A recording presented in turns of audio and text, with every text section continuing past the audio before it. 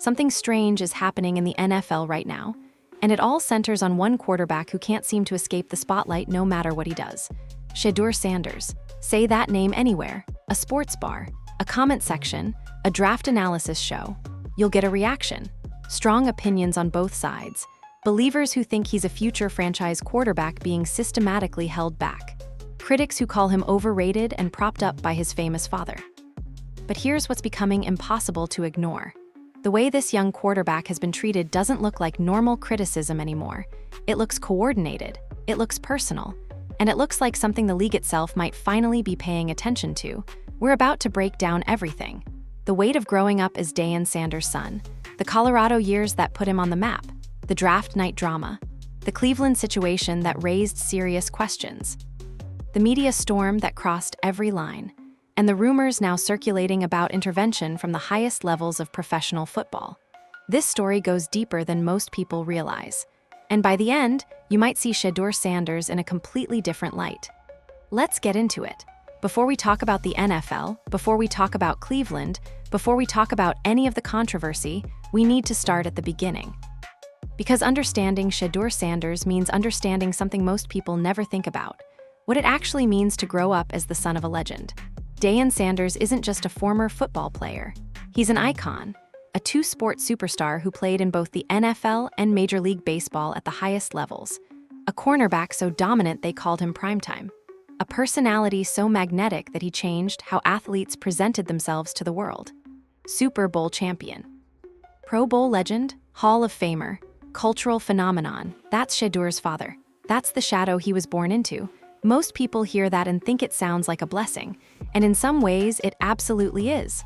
Access to elite coaching, understanding of what professional sports demand, a front row seat to greatness from the moment you're old enough to remember anything. But there's another side to that story, a side that doesn't get talked about enough. When your father is Destined Sanders, you don't get to be your own person. Not easily, not cleanly. Every single thing you do gets measured against someone considered untouchable. Every throw you make, every game you play, every interview you give, people aren't just watching you, they're comparing you, constantly, relentlessly, without mercy. Imagine stepping onto a football field at 15 years old. You're nervous, you're excited, you want to prove yourself just like any other kid. But half the crowd isn't there to see you. They're there to see if you're worthy of your last name. They're there to judge whether Destined's son has what it takes.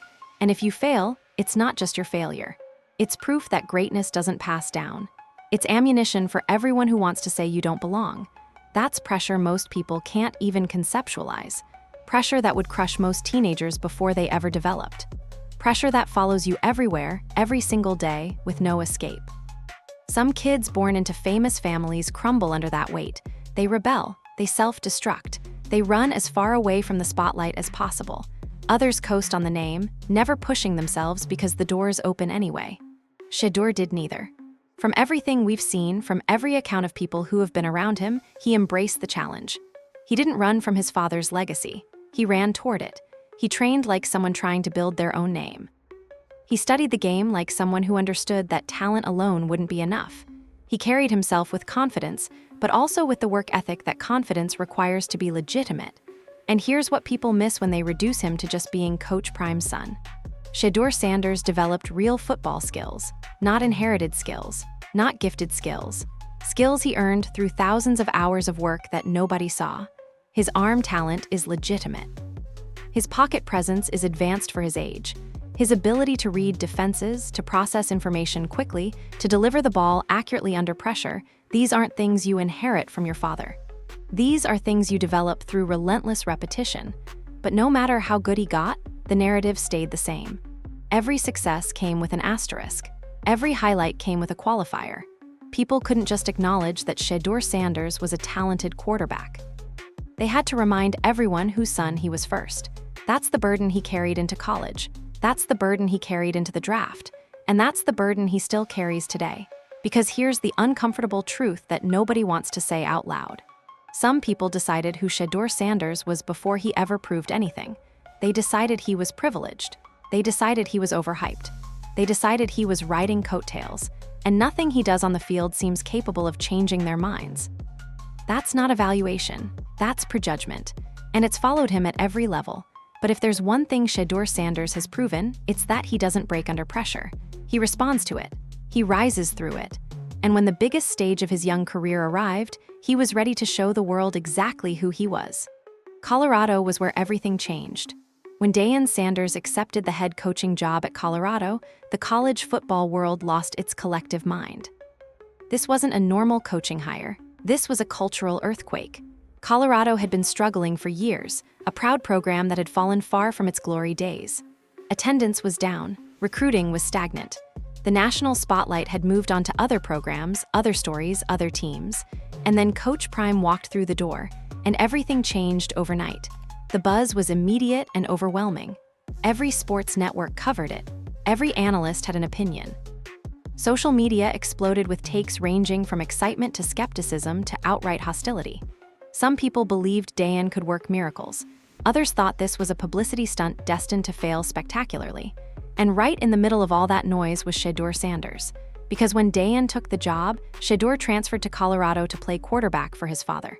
The criticism came fast. Nepotism, favoritism. A kid getting a position he didn't earn because of who his daddy was. The same tired narrative that had followed him his entire life, now amplified on the biggest stage he'd ever experienced. But here's what the critics didn't count on. Shedeur Sanders wasn't there to ride his father's coattails. He was there to prove he belonged, and he did exactly that. From the moment he stepped onto that field in a Colorado uniform, Shedeur played like a quarterback with something to prove. And he had the stats to back it up. Touchdowns, passing yards, completion percentages that demanded respect. Game after game, he delivered performances that silenced the doubters, at least temporarily. There were throws that made NFL scouts sit up in their chairs. Deep balls placed perfectly over defenders' shoulders. Timing routes delivered with precision that comes from countless hours of practice. Pocket movement that showed awareness beyond his years. When the pressure came, he didn't panic. He adjusted. He delivered. He played like a quarterback who understood the moment. Colorado started winning games they had no business winning. The program's energy transformed completely. Suddenly, recruits wanted to come to Boulder. Suddenly, the stadium was packed. Suddenly, Colorado football was relevant again in ways it hadn't been for over a decade. And Shedeur was right at the center of that transformation. But something else was happening during those Colorado years. Something that would foreshadow everything that came later. The narrative machine was working overtime. For every highlight, there was a counter take. For every win, there was a voice reminding everyone that the competition wasn't elite. For every impressive statistic, there was someone pointing to his supporting cast, his father's coaching, anything other than Shedeur's own talent. The goalposts kept moving. He'd throw for 300 yards, and suddenly it was about the system. He'd lead a comeback, and suddenly it was about luck. He'd beat a ranked opponent, and suddenly it was about the other team having a bad day. That's when you knew something else was happening.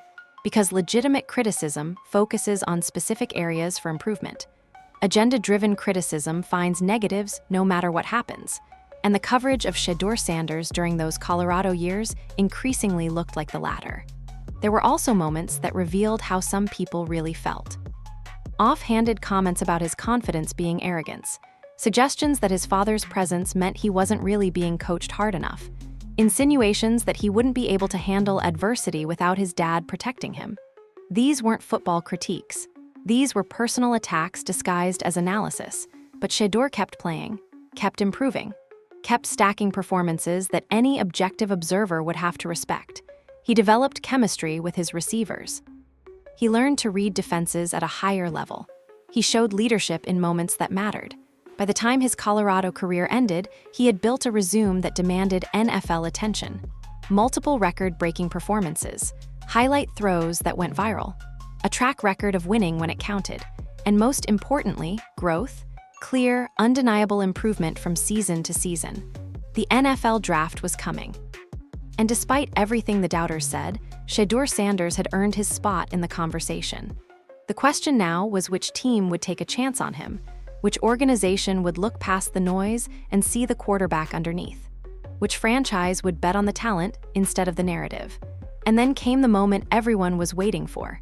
NFL Draft Night is unlike anything else in professional sports. Months of speculation, evaluation, mock drafts, and predictions all come down to a few hours where careers are defined by a single phone call. For Shedeur Sanders, this was the moment he'd been working toward his entire life. Every workout, every film session, every throw in practice, every game under the lights. It all led here. The build-up had been intense. Sports networks ran constant coverage analyzing where he might land.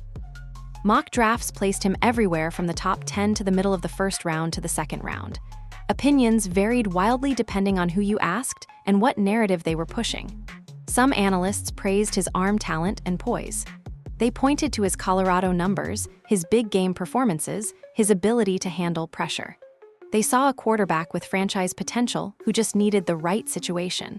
Others questioned everything: his competition level, his decision-making under duress, whether his confidence was real or manufactured, and of course, whether he could succeed without his father standing on the sidelines. The night arrived. Shedeur sat with his family, cameras capturing every moment, millions of viewers watching his face for reactions. Pick after pick went by. Names were called. Futures were determined. And then Cleveland was on the clock. The Browns had been searching for a franchise quarterback for what felt like forever. A revolving door of starters, promising talents who didn't pan out, veterans who couldn't stay healthy. The position had haunted the organization for decades. When they called Shedeur Sanders' name, the reaction was immediate and polarized. Browns fans who believed they finally found their guy celebrated. They saw the talent. They saw the confidence. They saw a young quarterback with the mentality to handle one of the toughest markets in professional football. But the critics pounced just as quickly. Hot takes flooded social media within seconds. He's not ready. He won't survive the Cleveland pressure. The Browns just drafted a name instead of a player. Same old Cleveland making the wrong decision.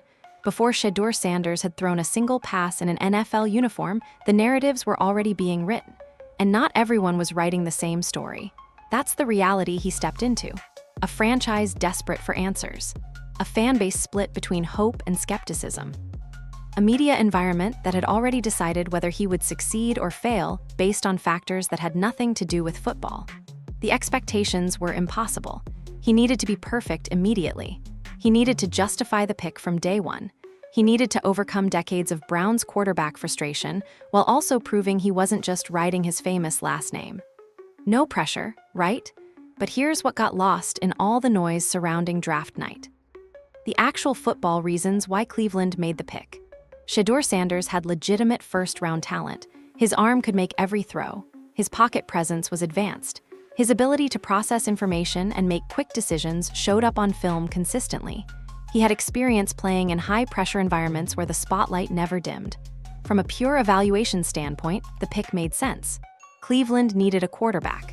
Shedeur Sanders was a quarterback with upside. The fit was logical, but logic doesn't drive narratives. And the narrative surrounding this pick was already spinning out of control. Some people wanted him to fail. That's the uncomfortable truth that nobody wants to admit out loud. Before he ever took a snap, there were voices in the media who had decided Shedeur Sanders was going to bust. They were just waiting for evidence to prove their predetermined conclusions. That's the environment he walked into. Not a blank slate where he could write his own story, but a battlefield where the story had already been written by people who never gave him a fair chance. Cleveland was supposed to be his proving ground, the place where he could develop into the quarterback everyone believed he could be, the franchise that would invest in his growth and give him the support he needed to succeed. But what happened next is where things got complicated. The first few months of any quarterback's NFL career are supposed to be about development, learning the playbook, building chemistry with receivers, understanding how professional defenses operate, getting meaningful practice reps that translate into game day readiness. That's how it's supposed to work. But reports out of Cleveland suggested something different was happening with Shedeur Sanders. Multiple sources indicated that he wasn't getting the opportunities that typical high draft pick quarterbacks receive. Limited reps with the first team. Positioning on the depth chart that didn't match his potential. Practice situations that seemed designed to keep him in the background rather than accelerate his growth. And this is where it's important to understand how quarterback development actually works at the professional level. You don't learn NFL timing from the scout team. That's not where chemistry gets built. That's not where confidence develops. The scout team exists for one purpose, to prepare the starting defense for the opposing offense each week. You're running simplified schemes. You're mimicking another team's quarterback. You're not developing your own game. When a young quarterback with first-round potential gets stuck running scout team duties instead of taking meaningful reps with starters, it sends a message. And that message isn't about patience or development. It's about deprioritization. The reps matter, every single one of them. Timing routes require precise repetition between quarterback and receiver. If you're not practicing with the guys you'll eventually play with, that timing never develops. The rhythm never clicks. And when game time comes, the disconnect shows up in missed throws and broken plays. Decision-making speed also comes from reps. The more you see a defense, the faster you process it. The more you run through progressions in practice, the more instinctive they become under pressure. Without those reps, everything slows down.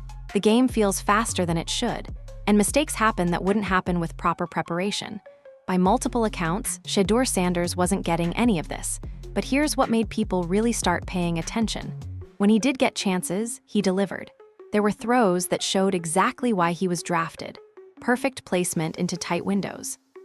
Balls delivered with velocity and accuracy that NFL receivers expect.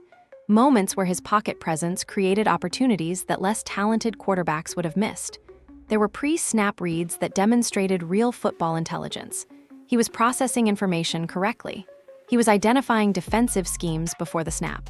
He was making adjustments that showed he understood what he was seeing. And there was composure. When the pocket collapsed, he didn't panic. When the pressure came, he responded. When the moment demanded something, he often delivered it. These weren't lucky plays. These were signs of legitimate potential. The kind of potential that organizations spend years trying to develop. The kind of potential you build franchises around. And then it would end. Right back to the scout team.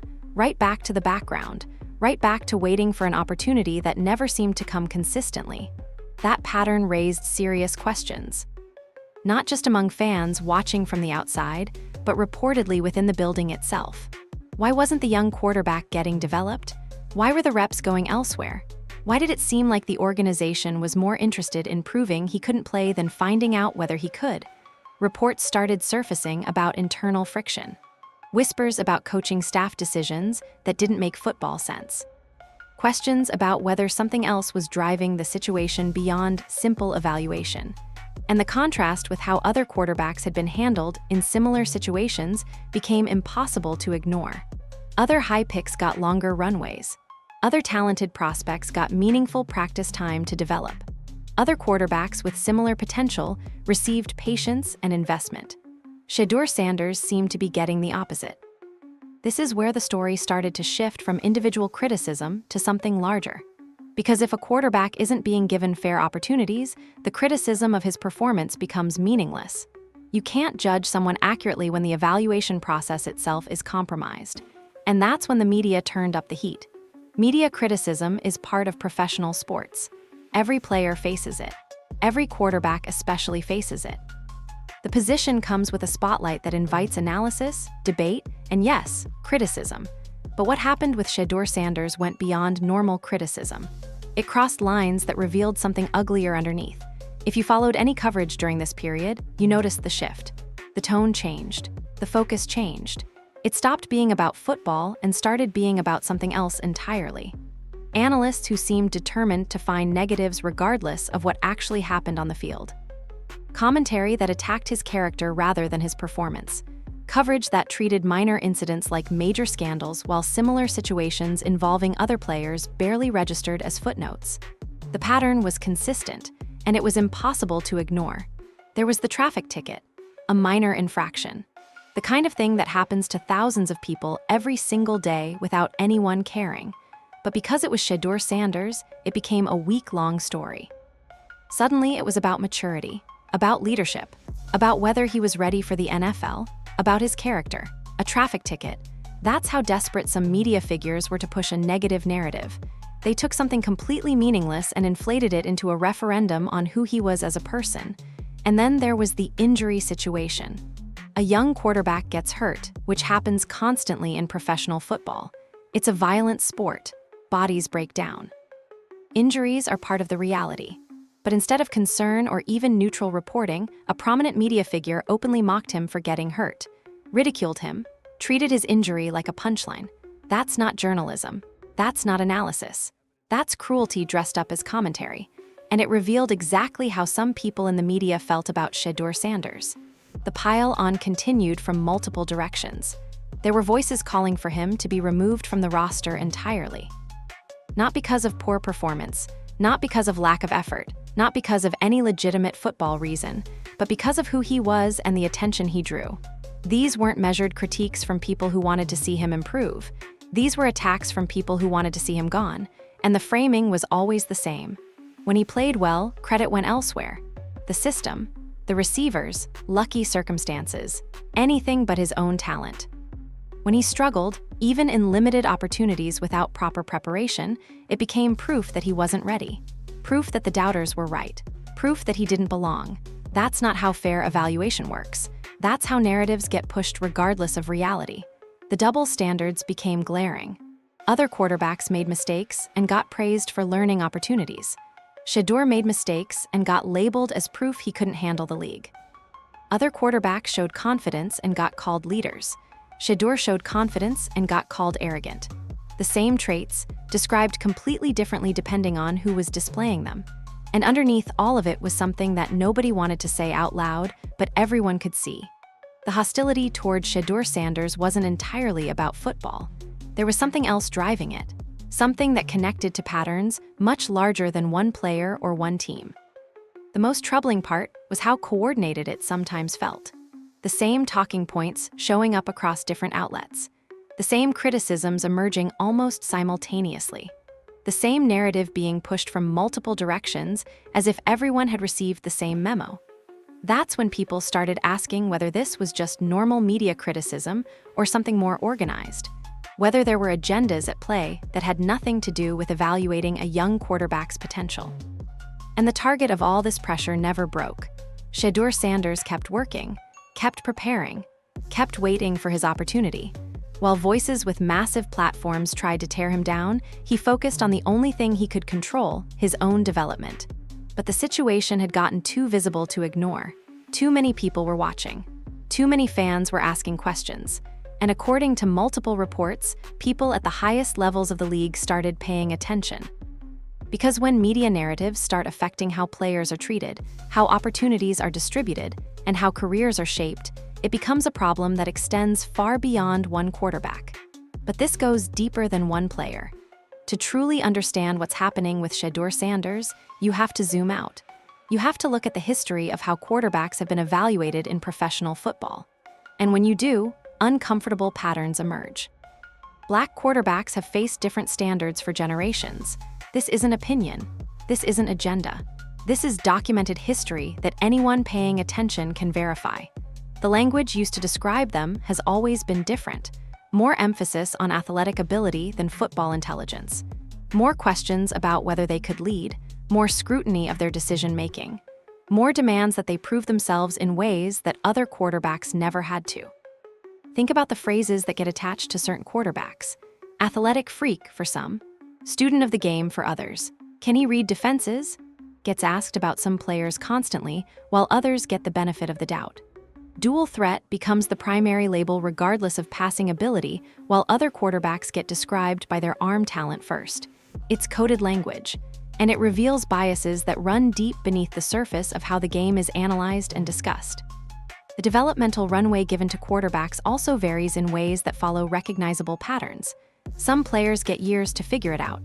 They struggle early and get called projects. They throw interceptions and get praised for their aggressiveness. They have bad games and receive patience. Coaches publicly commit to their development. Organizations invest resources in building around them. Others get labeled after one bad month. Questions about their viability start immediately. The leash gets shorter. The criticism gets harsher, and the opportunities start disappearing before any real evaluation can take place. Shedeur Sanders fits into a historical pattern that stretches back decades. A pattern of talented black quarterbacks who faced higher expectations with less patience, who received more criticism for the same mistakes, who had to be exceptional just to receive the opportunity to be considered adequate. Warren Moon wasn't drafted and had to prove himself in Canada before the NFL gave him a chance. He went on to become a Hall of Famer. Doug Williams was overlooked and undervalued before becoming the first black quarterback to win a Super Bowl. Randall Cunningham was described primarily as an athlete despite being one of the most talented passers of his era. Donovan McNabb faced criticism throughout his career that rarely matched his actual performance. The list continues. Cam Newton, Russell Wilson, Lamar Jackson, Patrick Mahomes, even quarterbacks who won MVPs and Super Bowls faced questions about their playing style, their leadership, their ability to win in traditional ways that other quarterbacks never encountered. And now Shedeur Sanders fits that pattern too.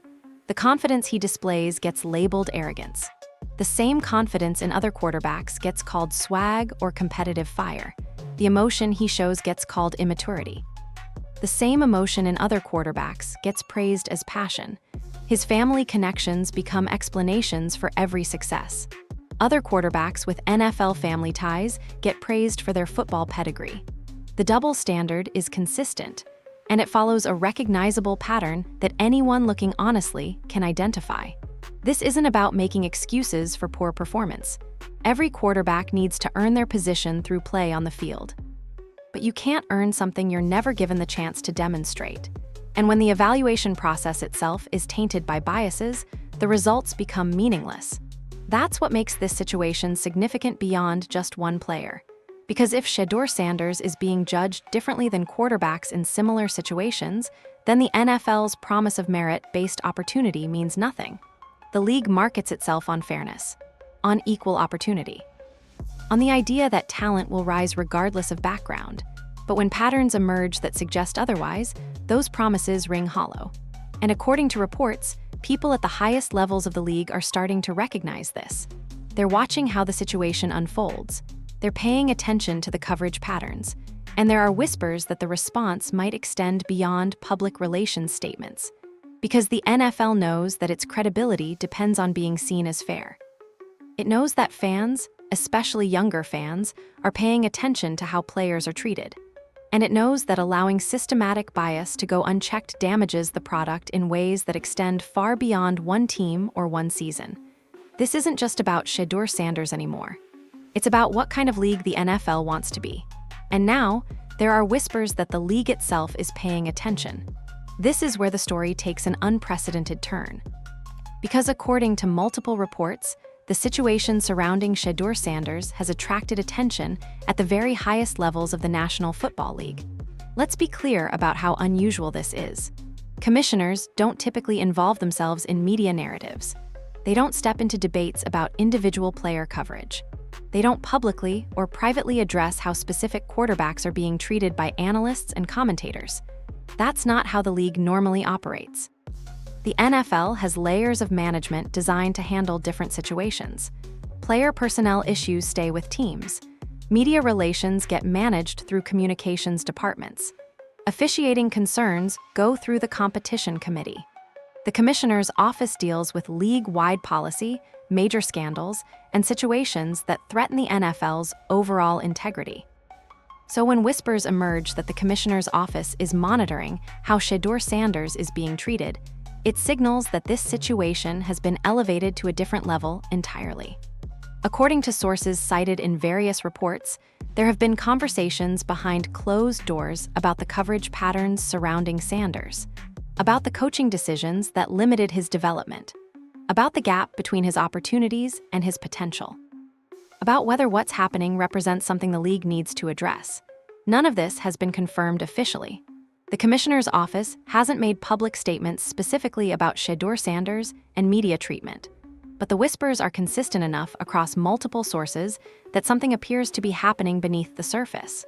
Reports suggest that the league has been examining specific incidents, games where Sanders showed potential only to see opportunities disappear afterward, coverage moments where criticism crossed from analysis into personal attacks, patterns that might suggest coordinated narratives rather than independent evaluation. There are also reports about concern at the league level regarding how certain media figures have framed situations. The injury mockery, the inflated controversies around minor incidents, the calls for roster removal that seemed disconnected from actual performance.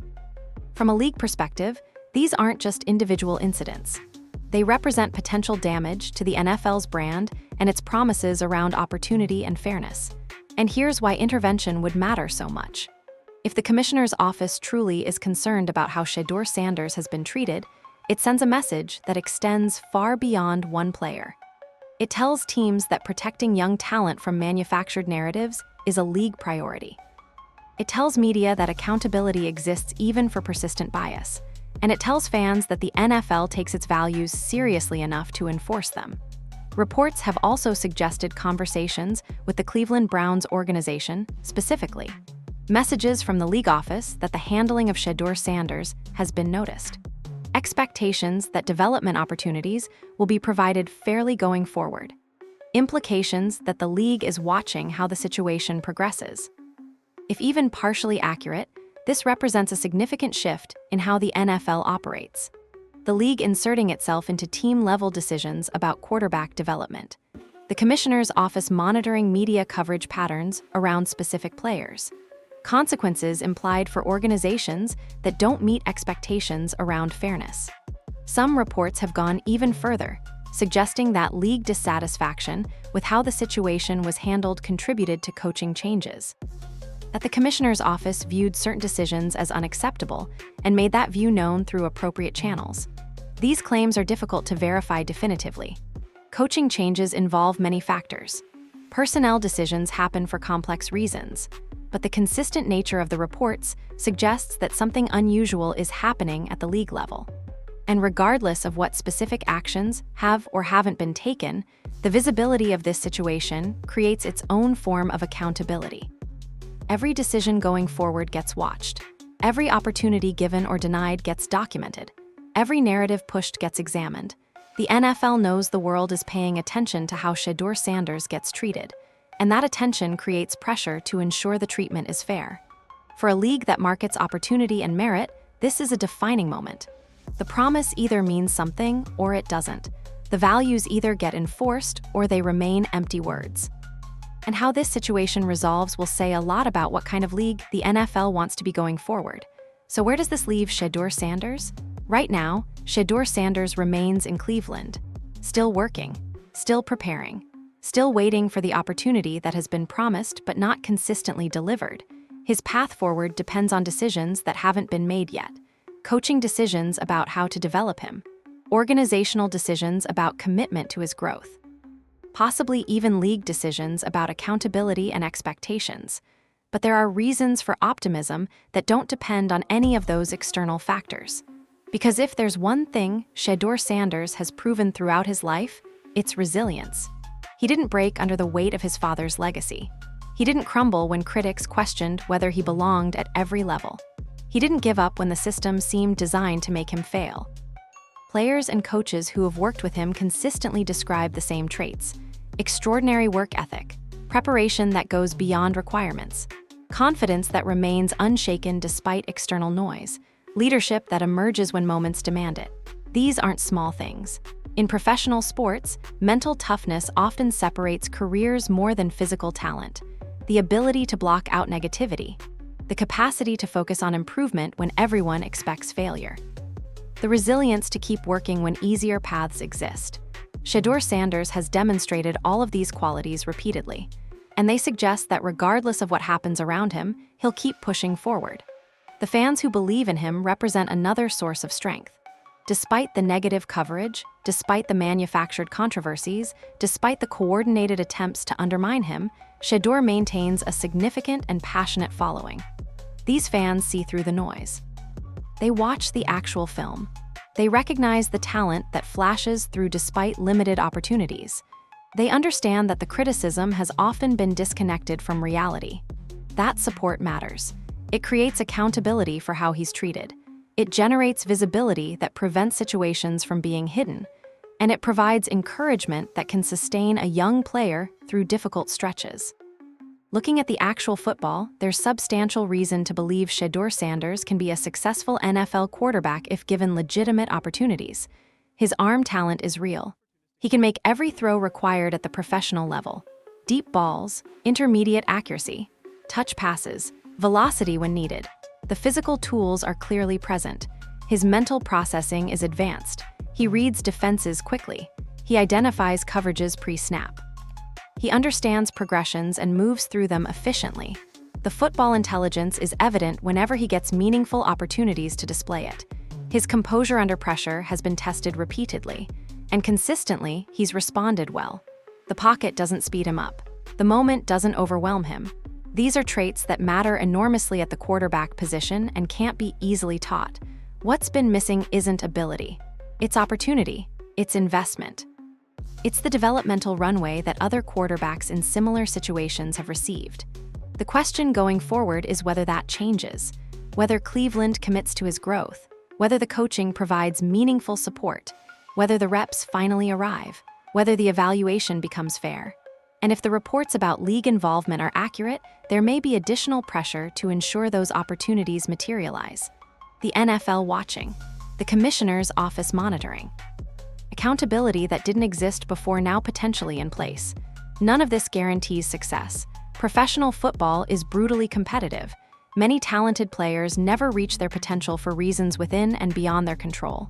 The path forward remains uncertain, but the possibility exists. The talent exists. The mental makeup exists. And increasingly, the awareness exists that something unfair has been happening and needs to change. Shedeur Sanders isn't the first quarterback to face these obstacles. The history documented earlier shows a long pattern of talented players who had to overcome more than just defensive schemes. But that history also shows that overcoming is possible. That talent combined with resilience can break through barriers. That change happens when people refuse to accept unfair systems. What happens next will be written on the field. In practice, reps earned or denied. In game, opportunities given or withheld. In development, supported or sabotaged. The whole football world is watching now, and that visibility might finally create the fair evaluation that Shedeur Sanders has deserved all along. This story goes far deeper than one quarterback on one team. It touches on questions that define what the NFL claims to be and what it actually is. Is this a league where opportunity is based on merit, where players get evaluated on performance rather than perception? Where talent receives fair chances to develop regardless of background? Or is it a league where narratives can destroy careers before they begin? Where biases shape evaluations in ways nobody admits? Where certain players face obstacles that others never encounter? The answer isn't simple. Both realities exist simultaneously. The NFL provides incredible opportunities for talented players every year. And the NFL also contains systemic patterns that disadvantage certain players in ways that persist despite stated values. Shedeur Sanders represents a test case. Everything happening around him is visible. The treatment, the coverage, the opportunities given and denied, the criticism that crosses lines, the support that pushes back. What the league does next matters, not just for one quarterback, but for the message it sends about what the NFL actually values.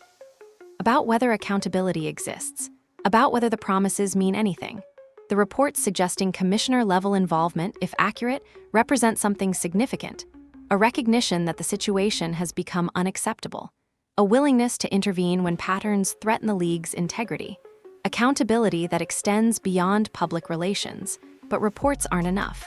Actions are what matter, whether Shedeur Sanders receives fair opportunities going forward, whether the development support materializes, whether the evaluation becomes honest. And regardless of what happens at the league level, this story ultimately comes down to one young quarterback and what he does with whatever chances he receives. He's faced doubt his entire life, carried an impossible name, encountered skepticism at every level, dealt with criticism that had nothing to do with football, and he's still here, still working, still preparing, still believing. That might be the most important fact of all, because pressure breaks most people. It reveals weaknesses, it exposes fragilities, but it can also forge something stronger. And Shedeur Sanders has been forged in pressure unlike anything most players experience. The story isn't over, not by a long shot. Chapters remain to be written. Games remain to be played. Opportunities remain to be earned or given or taken. And the whole football world will be watching what happens next. What do you think? Has Shedeur Sanders been treated fairly? Is the criticism legitimate or is something else at play? Is league involvement appropriate or overreach? Drop your thoughts in the comments. Share this with someone who needs to see the full picture. And make sure you're subscribed because this story is just getting started. Until next time.